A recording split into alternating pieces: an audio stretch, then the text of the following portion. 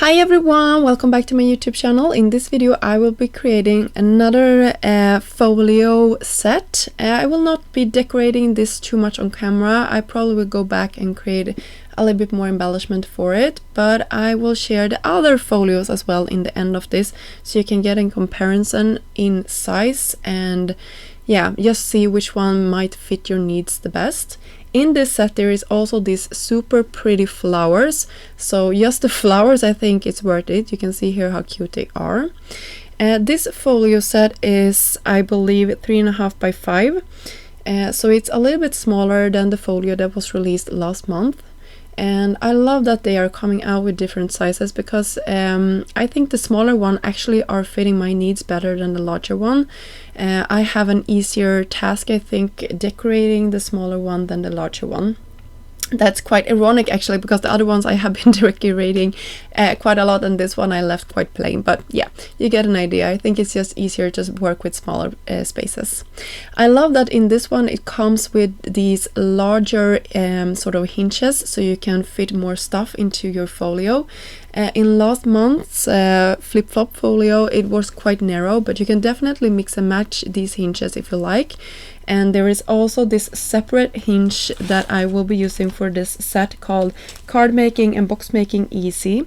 I think it was released like a year ago or something like that, but it's a staple item in my stash, and these are quite nice to just mix or match around your project. So you can see here, now comes the fun part to decorate all of the sides, and I use some pattern paper from my stash. You can definitely use whatever you have on hand, and you can also use solid cardstock if you like. I think it's nice to look at all of the sides and see how they will be folded out before you go ahead and attach every pattern paper down. And I also like to use white as my card sort of card base, or card sort of, yeah, the sturdier pieces, if you know what I mean, because that also helps me give some stability to the folder and also make me able to work with any pattern paper that I would like. So here you can see how cute it is, and you can really play around with how this will be folded out.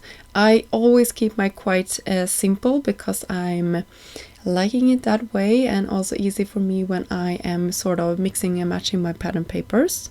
Here I have a little hinge, and of course I will be having pattern paper on top of it that match the rest of this. So sweet, I love all of the colors. And then I pulled out, I think it's called Be Kind, but I could be wrong. It's the ephemera pack from Diva that was released last year. And I thought it was so nice to maybe have some of those on top of this. I took a Velcro to close my folder off this time. I have done other mechanism in the past, but I like how this turned out. And then I can go ahead, I like this butterfly, but I wanted to cover it up, so I thought it was nicer to have it at the bottom. And yeah, I just like it, and I took some foam. This is where it comes handy that I have all of those hinges that were with some dimensions, so I actually can fit some stuff inside of this. So here is my finished, sort of nearly finished project. I went ahead and cut a sentiment that says amazing, and then I can have those cute flowers that we created in the beginning. And you can see the little cute bee. I never ended up having him on my project, but I wish I had. I think he's so cute. He was also released last year, and I love all of the creature images that Diva has. I think they're always the cutest. But this never ended up happening on my project here. I'm sad about that, but he will probably show up in some other example later on.